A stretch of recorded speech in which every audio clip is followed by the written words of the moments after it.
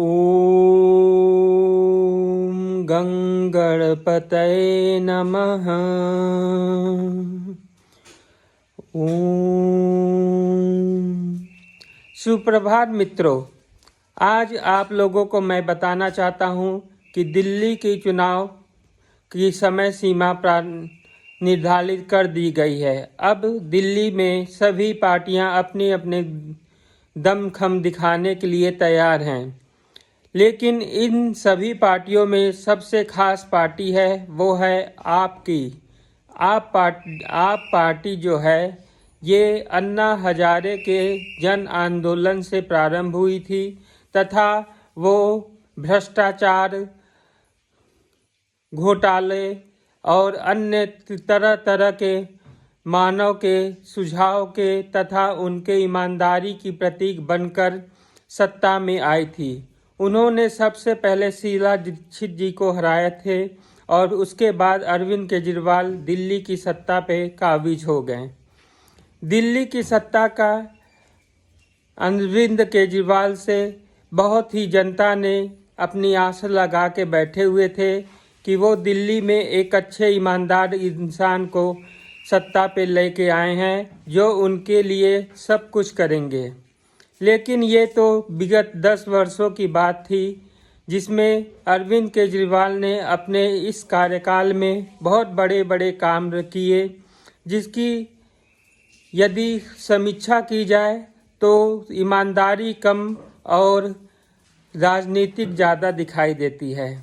अरविंद केजरीवाल का जो सुखद और हसीन चेहरा सभी जनमानस के पटल पे था, वो चेहरा दिन प्रतिदिन धूमिल होता चला गया और उनके द्वारा किए गए कृत्य तमाम राजनीतिक पार्टियों पे भी भारी पड़ने लगा।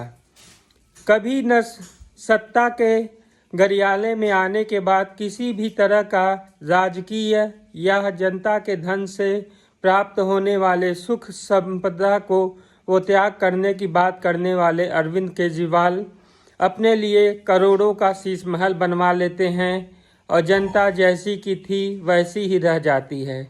अरविंद केजरीवाल सत्ता में आने के बाद हर तरह के कर्मों से लिप्त हो गए जो पुरानी सरकारें लिप्त हुआ करती थी। घोटाले इत्यादि बहुत बड़े बड़े बात लांछन उन पे लगे, यहाँ तक कि उनके सत्ता में रहते हुए भी उनके मुख्यमंत्री के आवास पे ही एक नारी के संग दुर्गति हुई, दुर्दशा की गई, लेकिन अभी तक उसका कोई भी सटीक विवरण समाज या जनता के सामने नहीं आ सका। जैसा भी कहा जाए, जब कोरोना काल आया था तब अरविंद केजरीवाल अपने समस्त कर्म को त्याग करके केवल राजनीति ही करते रहें। उनके जो कर्तव्य थे कि जनता की भलाई, जनता के लिए भोजन, आश्रय इत्यादियों का देना तथा प्रवासी लोगों को उनके गंतव्य स्थान तक पहुंचाने की सुविधाएं प्रदान करना, इसमें से कोई भी कार्य में वो पूरी तरह से अपने तत्परता या कर्तव्य का निर्वहन नहीं किए। वो मात्र सारा दोषारोपण केंद्र सरकार के ऊपर करते रहें।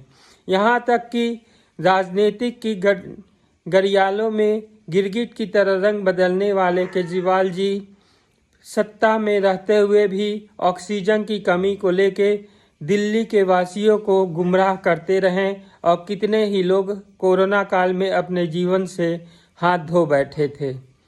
इन तरह की घटिया और निम्न कोटि की राजनीति करने वाले केजरीवाल इस बार फिर इलेक्शन में खड़े हुए हैं। अब दिल्ली वासियों को ये देखना होगा कि वो उनके मन मुहावने, मन लुभाने वाले जो तरह तरह के प्रसाद बांटने के लिए वो प्रारंभ कर दिए हैं, उनके अंतर्गत वो अपने वोट को उन्हें ही देंगे या सटीक इंसान को चुनकर देंगे।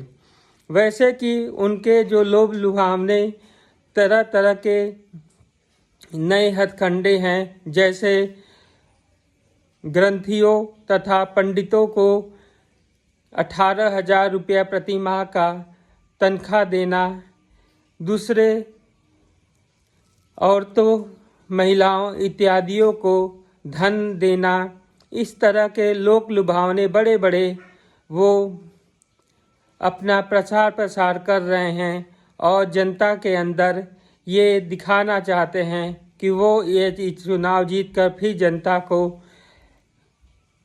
कुछ क्षण की सुखी खुश करने की स्थिति में आकर फिर दिल्ली का शासन अपने हाथ में लेना चाहते हैं। वो दिल्ली का शासन जिसमें एलजी और उनमें लोज सास बहू जैसे झमेले हमेशा चलते रहते हैं। हमेशा ही से ही एलजी की और केंद्र सरकार को कोसने वाले अरविंद केजरीवाल अब देखते हैं इन लोक लुभावने